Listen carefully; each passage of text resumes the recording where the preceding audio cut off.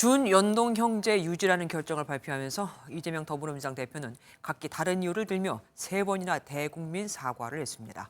사실 위성정당을 만들지 않겠다는 건 이 대표의 공약이기도 했죠. 그래서인지 위성정당을 만들게 된 건 여당 때문이라고. 민주당은 위성정당 금지 입법에 노력했지만 여당의 반대로 실패했다고도 했습니다. 그럼 이번 결정의 배경은 무엇이었을까요?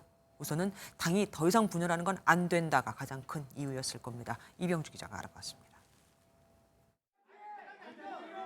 막판까지 홀로 고심한 걸로 알려진 이재명 민주당 대표는 여당과의 협의가 사실상 불가능한 상황에서 어쩔 수 없는 선택이었다며 여당에 책임을 돌렸습니다. 같이 칼을 들 수는 없지만 방패라도 들어야 하는 이 불가피함을 조금이나마 이해하여 주시기를 바랍니다. 그러면서도 약 10분간의 기자회견 동안 4차례 고개를 숙이며 몸을 최대한 낮췄습니다. 애초에 불완전한 선거제도를 탄생시키고 위성정당 방지법을 마련하지 못한 점, 그리고 또다시 준위성정당을 만들게 된 것에 대해 각각 사과했습니다. 더 이상 분열은 안 된다는 지적을 무겁게 받아들인 거란 해석입니다. 실제 하루 전 만난 문재인 전 대통령도 야권의 힘을 모으기 위해 연동형 유지를 당부한 것으로 알려졌습니다.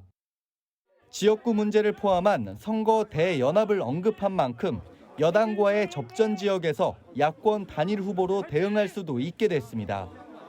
결과적으로 당내 추가 이탈을 막고 범민주 진보 진영의 세력을 모아 총선 승리 가능성을 높인 겁니다.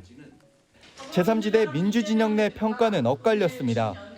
앞서 선거연합정당을 만든 새진보연합은 환영한다며 참여 의사를 밝혔지만 이낙연 새로운미래 공동대표 등은 국민을 속이는 꼼수라고 비판했습니다. MBN 뉴스 이병주입니다.